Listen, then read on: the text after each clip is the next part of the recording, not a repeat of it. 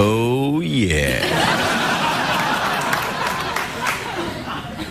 For those of you that have been following this show, you know that I had to resign in disgrace from the puppet popularity competition because I was having an affair with a woman in Buenos Aires. All right, ladies, hey, looking great. Anyway, are you looking at my ass? Check it out, girl. Anyway, these ladies are here because, desperate to appeal to young men, this show is putting more ladies in sundresses on the show.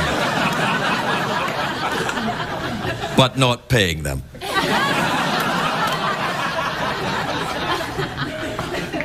Thank you. Now, sorry to stand in front of you ladies. The reason why I invited the ladies to come up, we have an audience machine here, and so normally there isn't anyone in the studio. But I thought, I came out tonight to start the show, and I looked in the audience, and all these lovely ladies in these lovely sundresses, and I thought you would enjoy seeing the beauty of American womanhood in their lovely dresses. And some people say, Craig, that's sexist, and I would say to them, yes! Yes! You're looking at unreconstructed male chauvinism, or are you? Or are you? Maybe you're just looking at a guy that goes,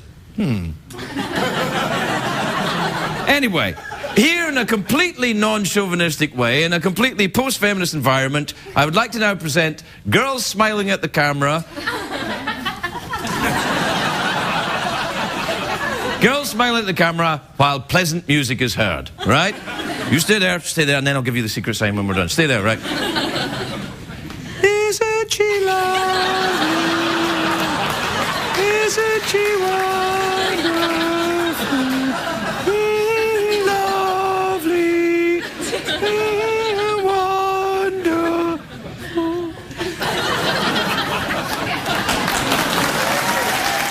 Thank you, ladies. Thank you very much. Thank you. Now,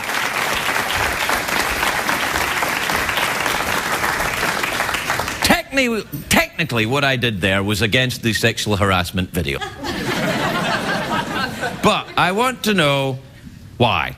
No, I don't. I don't care why. I tell you what, I was just so impressed by how lovely the ladies looked in their sundresses, and I wanted to... all right, tomorrow night we'll have guys in pants.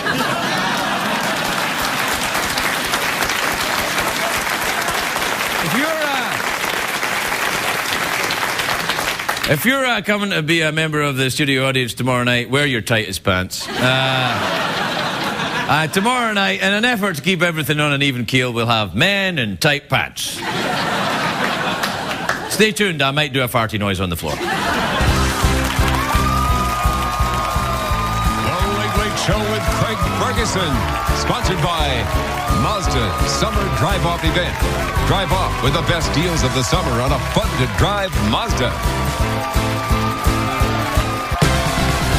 It's hard to stay up, it's been a long, long day, and you've got the Sandman at your door. But hang on, leave the TV on, and let's do it anyway. It's okay, tomorrow's just your future yesterday. Ladies and gentlemen, Craig Ferguson.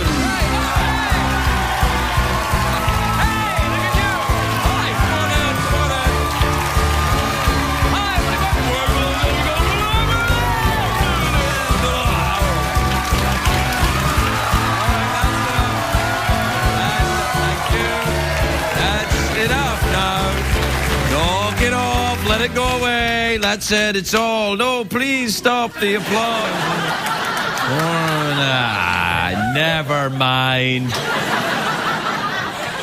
I'm so glad you're here. Really, I am. I've had such a day.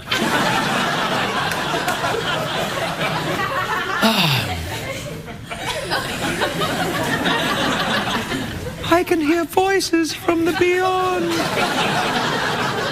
And they're telling me... It's a great day for America, everybody! Yes, it's a great day for America. Do you know what? It's very nice to look out into the studio audience and see such lovely summer dresses. I'm just looking around, all these lovely... And the ladies, too. Oh, Grandpa, you and your silly ways. Hey, you know one of the astronauts aboard the International Space Station said that he's been wearing the same underpants for a month as an experiment. I used to do that experiment. But now they're doing it in space. And finally it answers the question, what is it like to be Bret Michaels in space? It's a great day if you're a fan of the extreme sports, you know, because the...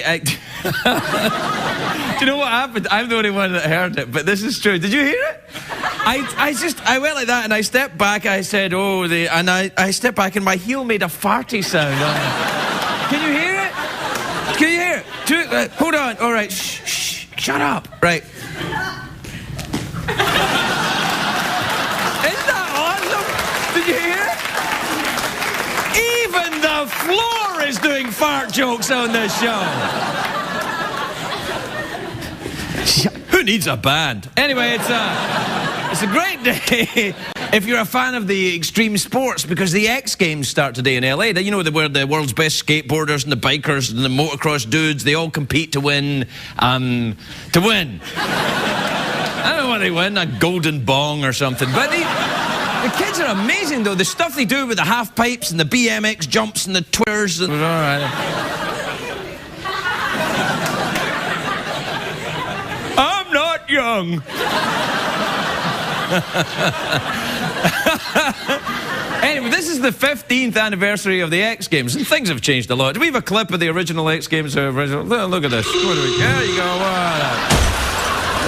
Yeah.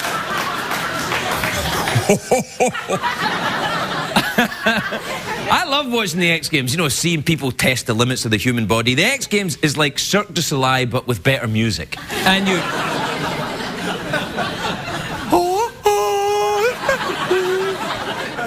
See, when I see those guys at the X Games go, they do those cool tricks, I think, I wish I could do that. And I think that is the mark of a good spectator sport. Like, if you watch baseball, you know, I wish I could hit a major league fastball. I wish I could do that. When I watch the Olympics and I see the sparkly leotard twirling ribbon event, I wish I could stop doing that. Anyway, the X Games... No, don't.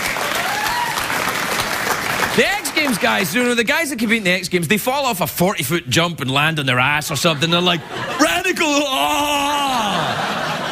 They want to do it again. You can do that when you're 19. In my age, you stub your toe, you're like, I don't think it's safe to go into the bathroom ever again.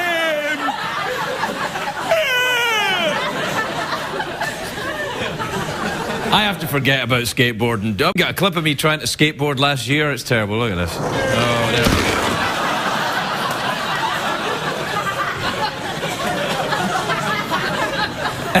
we go. Anyway, I'm just saying I hope the kids are careful at the X Games, because in LA, the only doctors that work the weekend are the plastic surgeons. So you'll be like, a broken arm? Okay, you're going to need new breasts.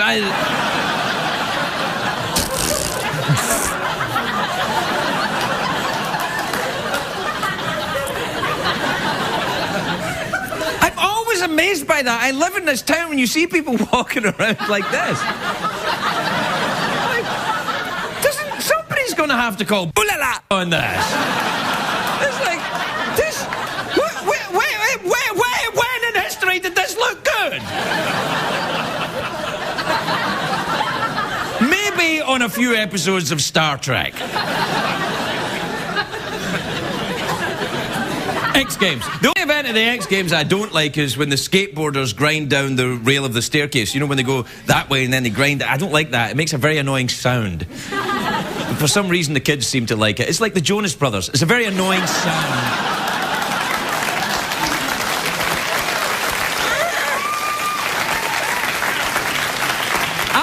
I wish once we had the X Games when I was growing up, I never participated in an extreme sport where my life was at risk, except maybe there was one time I raced Drew Carey to the all-you-can-eat buffet in Vegas, but...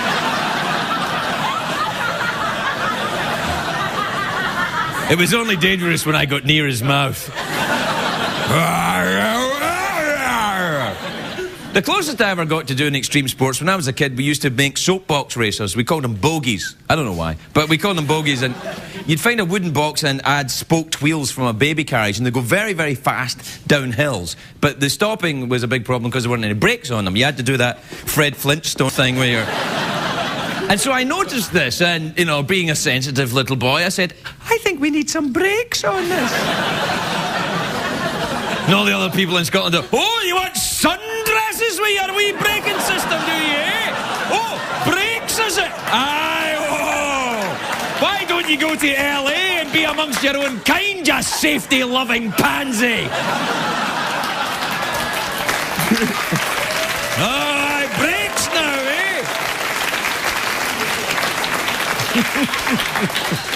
Ah, good times. You know, we'd also build ramps as well, you know, for jumping our bicycles on. They weren't the moulded plastic ramps that they have at the X Games where you can get the backside air and all that. By the way, it's a place in Hollywood Boulevard you can get backside air. Tell them I sent you, they'll wear knee pads. But when I went...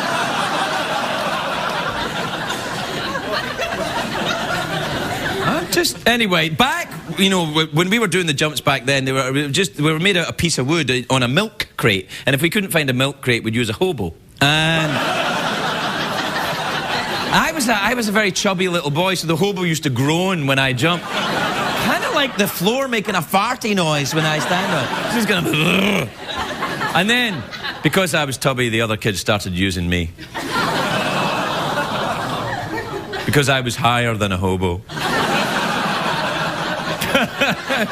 That's the title of my new book, Higher Than a Hobo. Higher Than a Hobo, My Life in the Dumpster. All right, we have to take a break. We'll be right back, everybody. We'll be right back.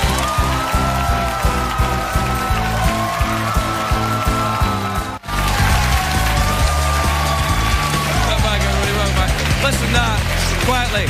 Listen, I feel just awful about the introduction to the show when I got all the ladies out, and then I thought, well, that isn't fair. What about people that like looking at attractive men? Then I thought, well, maybe you want a genuinely attractive man in tight pants. Do that thing with your pants and make them tight. All right. So then I noticed in the studio audience, there was someone in the studio audience. Can you just come out there and stand here for a bit? All right. This is that. Now, quietly. No, that's not fair. Now, this is Randy. Say hello, Randy.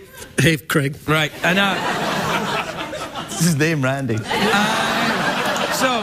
In an interest of fairness and in respect for trying to keep men and women on an even keel and to try and keep the hatred emails down, I'm going to do exactly the same with Randy as I did with the ladies earlier on. Excuse me, just stand there, Randy. Look, you're most attractive. Do that thing with your pants where you make them tight. All right. I'm trying. All right. And now just look in there and I'll do the thing again. Isn't he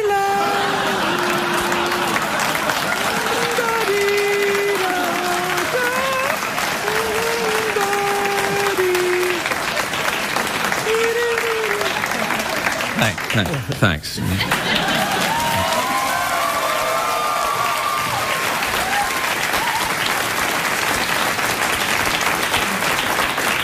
All right, now look, is everybody good now? Like, have we covered all the bases? What else do we need to have up here? I've had men and women. We only had one woman and we had a lot of women and one guy. But what a guy!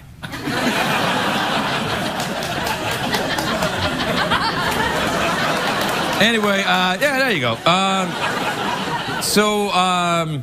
I hope we're good. And if we're not good, then I know I'll hear about it. But will I care? Yeah, a little bit, I suppose. We have to go. There's some commercials coming. Oh, they're great, look! Do it, go to the commercials!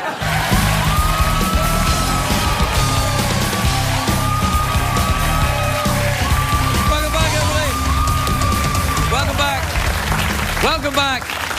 Ladies and gentlemen, in a completely equal way. Do we have any time for emails tonight? Farty floor?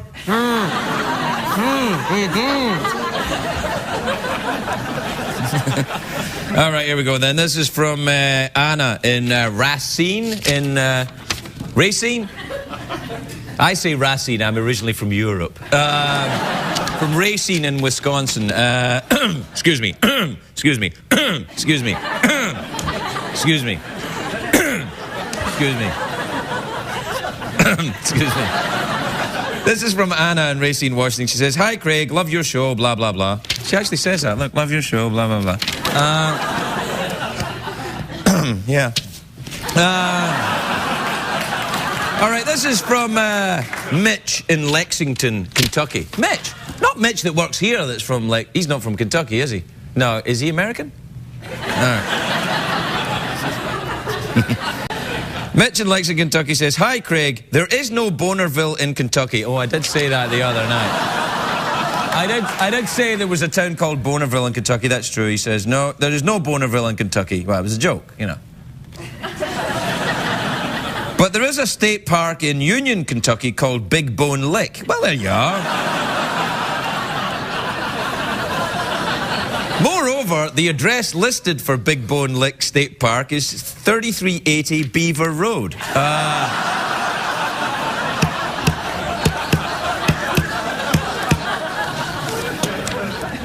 You can use that in your monologues from now on.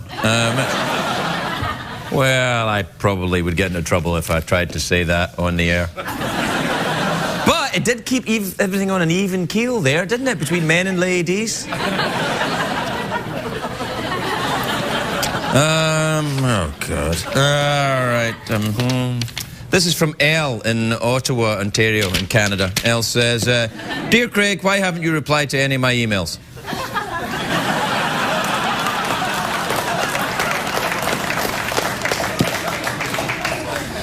All right, this is from Chris in Henderson, Nevada. If you don't know where Henderson, Nevada is, it's there.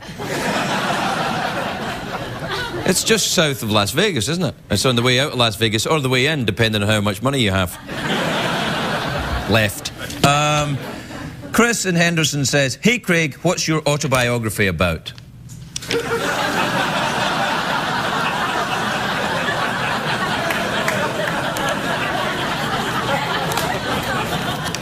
Well, it's called Higher Than a Hobo. Wise ass. All right. This is from Henning in Trondheim in Norway. Hey, do you know who else was from Trondheim in Norway? You'll never guess. Who? I'll tell you. Do you remember Aha?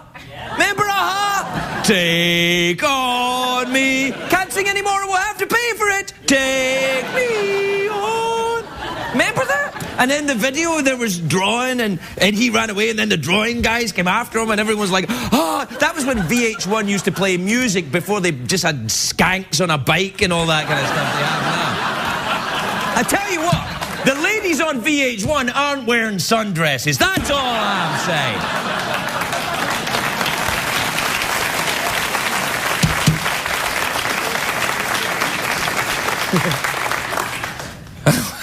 Anyway, Trondheim and I'm very excited about Aha. We should have them on the show. They wouldn't come here. It's too far from Norway to come here. I get very excited about that. Sorry, I'm still, my heart's pounding. Henning. I wonder if that's his real name. I wonder if that's one of Aha. I didn't know the name. I think one of them was called Henning. Henning Brachen.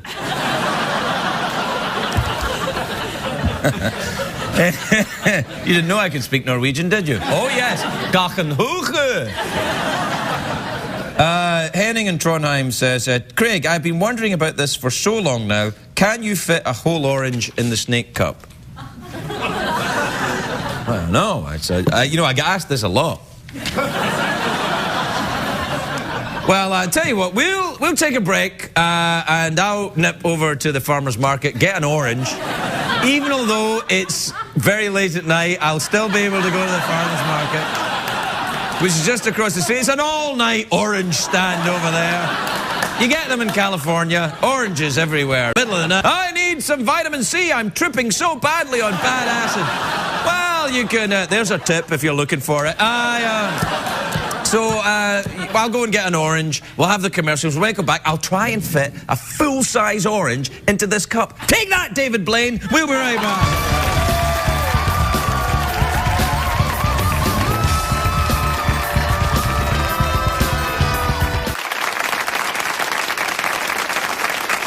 It's Michael Caine's Animal Kingdom. There are three kinds of North American cougar. You got your puma, your mountain lion, and Demi Moore. Oi, oi, oi, oi, oi, oi, oi, oi, oi. There's no oohing in the jungle. Do not ooh in the jungle, all right? That's day one you learn that. You come into the jungle, but the guide will say, now, please, Mr. Caine, no oohing. It sets off the lions. They'll hear the oohs and they'll come bounding over, requesting things.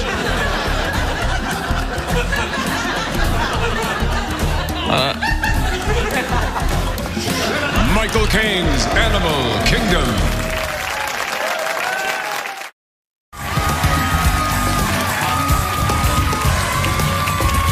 Welcome back, everybody. Welcome back. Welcome back. Look, if you're just joining us and you're worried about, hey, where are you going to do the orange thing? Don't worry. Look, we're all set up. Ready to go. I just got back from the farmer's market. My first guest tonight is in a new film, Shorts. It's... You know what? I creep myself out. I really do. Honestly, I'm not this bad, really. I'm just kind of needy and excited. He's in a new film called Shorts. It's in theaters the 21st. Take a look at this. We've got the rock now, Dad. We can have anything we want. Just wish for it. This is all you're doing, isn't it, young lady? No, Dad, just listen. We're here to talk about a box, a black box, not a round, colorful rock. This box needs to be able to do everything. That's what this does. That's Alaska. Helvetica, go to your room. Don't ever come out. No! I wish you would just listen to me for a change.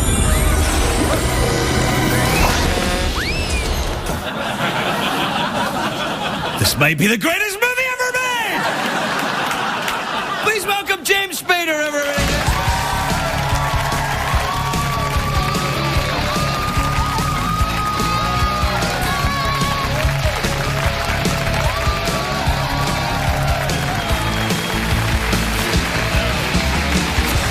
Welcome, James.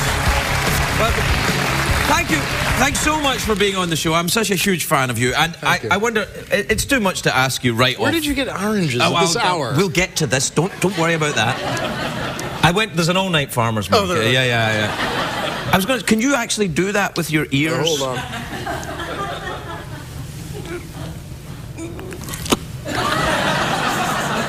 A simple no would have been fine. Yeah.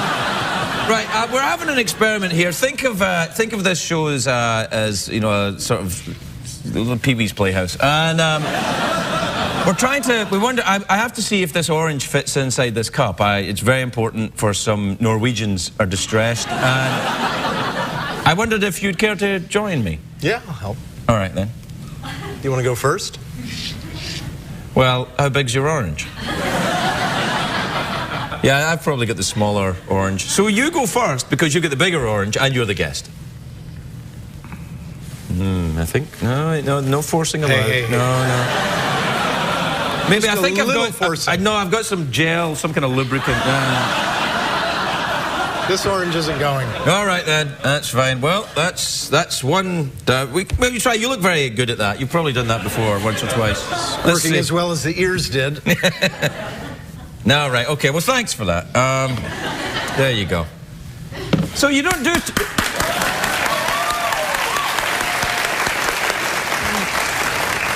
I think we all know it didn't work. It was for the Norwegians. Should have gotten lychee nuts or something. Lychee nuts? How'd you get them?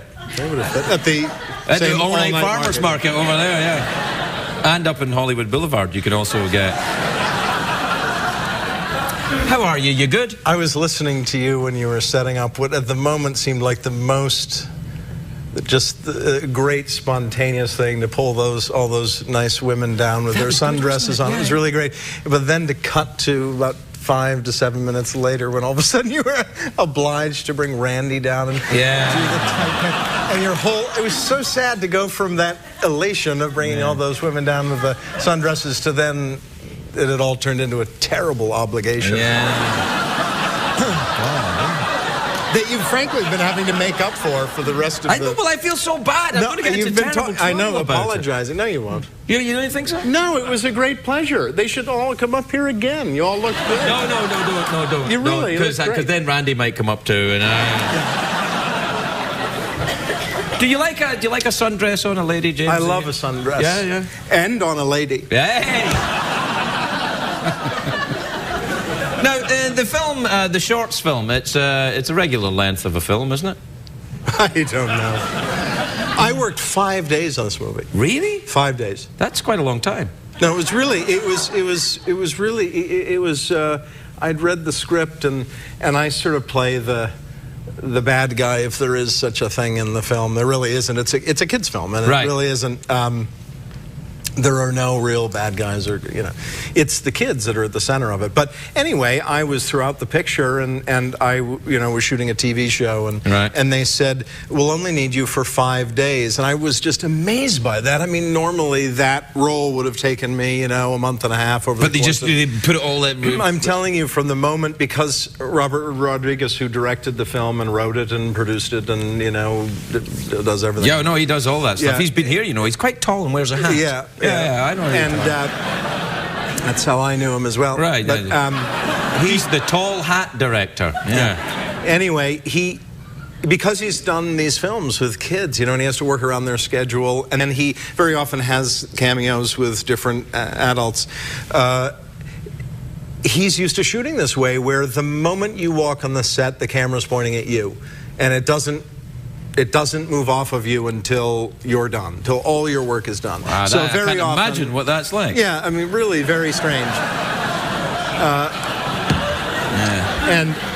But very often I wasn't playing across from any of the people that you see in the film. I was playing across from script supervisors or assistant directors. Or Are you happier that way, or do you like working with actual real live actors, or would you rather just get it done and concentrate on what you're doing yourself? I'd rather be doing it, I think, in a more conventional way, depending on what the material is. Right. This material was such where, you could tell just from that clip, it's so sort of crazy, you're having to imagine everything anyway. Right. There's so many effects, you're having to sort of think of, it's a very, very effects-heavy film. And it's about someone who has a little kid who finds a rock. And puts it in a snake cup. Puts it in the and makes anything you wish for comes true. And then it sort of travels throughout the film from one kid to another, and so you can imagine it just turns into havoc and chaos. And all of that is with effects. So you're imagining. Leslie Mann and John Cryer are in the picture. And I know John Cryer. He's been here too. Not as tall as Robert Rodriguez. No hat. No hat. Yeah. In this film, he's attached to Leslie Mann. They play husband and wife. At one point, they become sort of attached to one another. He was here promoting that very film. I've now seen 2 clips from that movie. And never knew that they were connected in any way. Wait. Shorts. Yeah, no, I remember now. He hasn't been here yet, but he will be in the future. Yes. I understand. And we're live, so I don't even know how that works. And I can prove we're live because I went to the all-night farmers market. And how else could I have gone? Do you enjoy LA and its We also produce? could probably talk about this movie as if it were opening next week, for instance. Is it? And it isn't. When is it opening then? August 20 what? Something. You don't know either, do you? Yeah, middle of August. That's the time for the kids' movies. Does anyone know? Does anyone know when the movie opens? August 21st. August 21st, of course. Yeah, we could. John Cryer will be here just prior to that, I'm sure. All right. I bet. All right, that's enough. That's enough of that. Oh, you've got a young baby, haven't you? Haven't you got a young baby? With 11 you? months, not with me. Right, okay. Not secreted No, on your will piston. not fit. Yeah, right.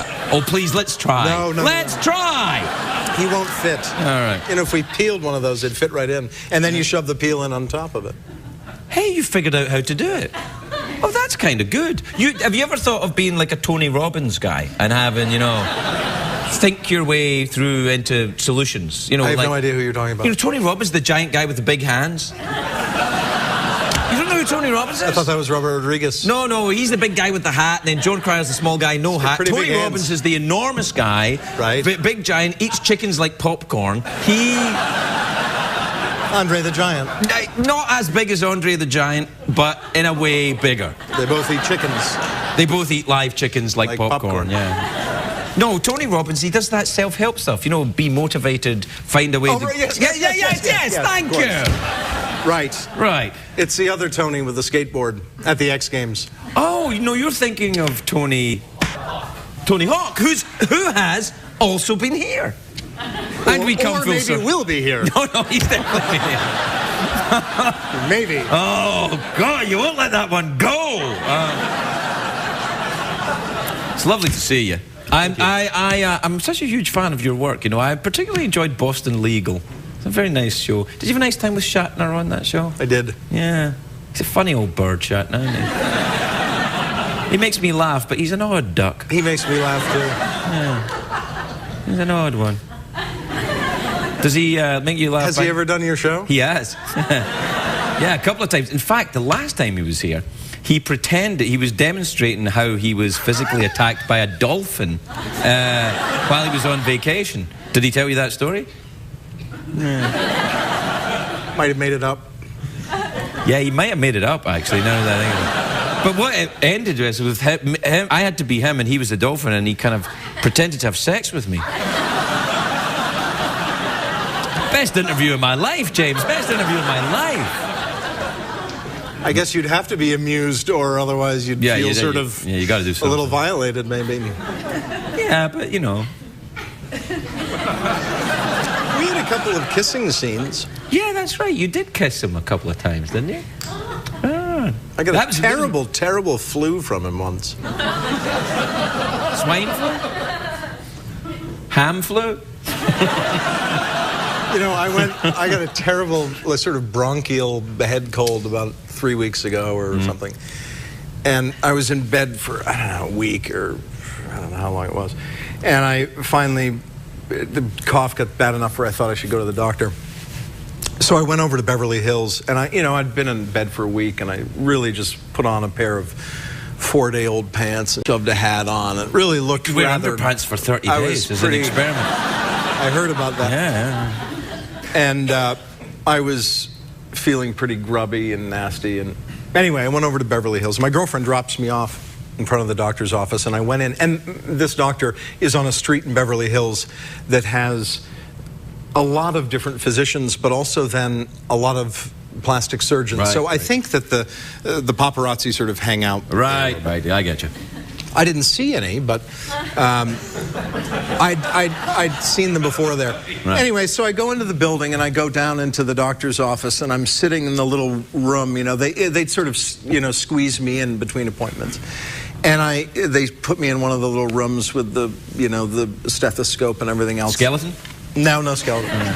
Just trying to help. But he does wear one of those. Oh, he does wear one of those? Well, there you are. That's something, yeah. So it's quite like which I thought was sort of archaic, but he uses, I guess. Yeah. Anyway. This is a real doctor. It's not a sketch. No, it's a real doctor. Yeah. So, a sketch. So I'm sitting in there, and all of a sudden I can hear across the hall, and it's a very small hallway, a very small little rabbit warren of rooms. I can hear someone with the most consumptive cough in this other room. I mean, from their bowels coughing up. I mean, just horrifying. And then I hear the voice of somebody who seems to be the mother of the consumptive cough. And she's you know, trying to make him feel better and trying to calm him down. And then I hear the consumptive cough start talking, and he's saying, well, I mean, why? He sounds to be a teenager. And he said, well, what, I'm supposed to tell my friends? I mean, am I supposed to tell everybody that I know? I mean, well, you know, this is really, I'm really upset. And he's very, very agitated, and she's doing everything she can to calm him down. And at that point, the doctor comes in. And the doctor starts talking to the consumptive cough.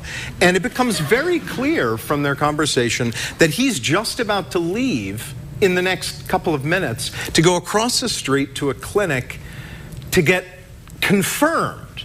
So in other words, he's in a Catholic sense? Bless you. He's going to have it confirmed that he has swine flu. Now, I'm a bit phobic. Right.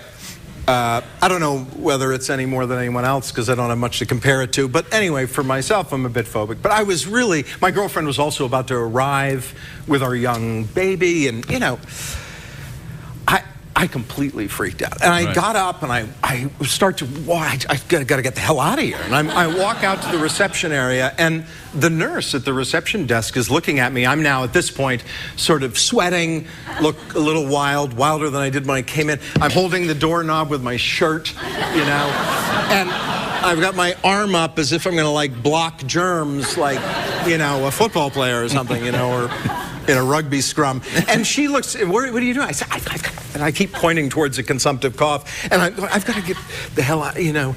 And the doctor now comes in too, and he's like, James, what are you doing? I said, I've got to get the hell out of here. I said, I've got to go tell Leslie, at least, you know, she can't come by with the baby will get swine flu. Yes, it would be awful. And I keep pointing towards the room as if, how could it be any more obvious? You should be shutting down the whole street, right? Right. But to be fair on them, they do treat ill people, James. That's what they do there. They encourage ill people to go there to be helped. Yes, it gets worse. Uh-oh. So, does it get longer? We must be out of time. We must be out of time.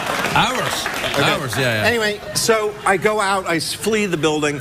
I walk outside, and as I'm walking out, I'm dialing the cell phone to call my girlfriend, call her up and tell her not to come, and so on. And she's driving, looking for a parking place. So I dial the phone like this, and I bring my head up to bring the phone, and I'm standing in front of the building now, and there's the paparazzi. Oh, and they're not only snapping the photos, but they're videotaping, you know, the whole, you know, so it's streaming. It's just, you know, running continuously and asking sort of inane questions. Everything. So, okay, I'm on the phone, and I can't go anywhere. I know there's no car. I'm stuck on the street, you know.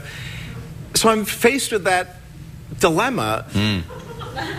The paparazzi or go back in the building to the swine flu. Swine flu or paparazzi? Paparazzi or swine flu. Well, and that's where we have to leave it. And so what did you choose?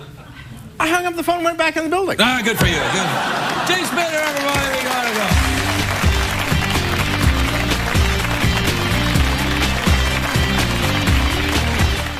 What did we learn on the show tonight, Greg? Meow.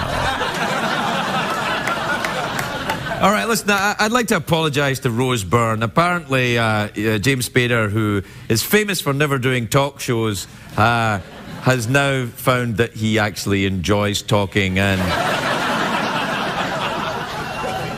has a difficulty stopping. So my apologies to Rose. She's going to be here next week on Wednesday, August the 5th, and I'll talk to her then. And until then, as a mark of my respect, I will keep these oranges on my desk over here. So, if you see Rose on the show next week, you'll see that it's, oh, Greg, well done for keeping these oranges so fresh.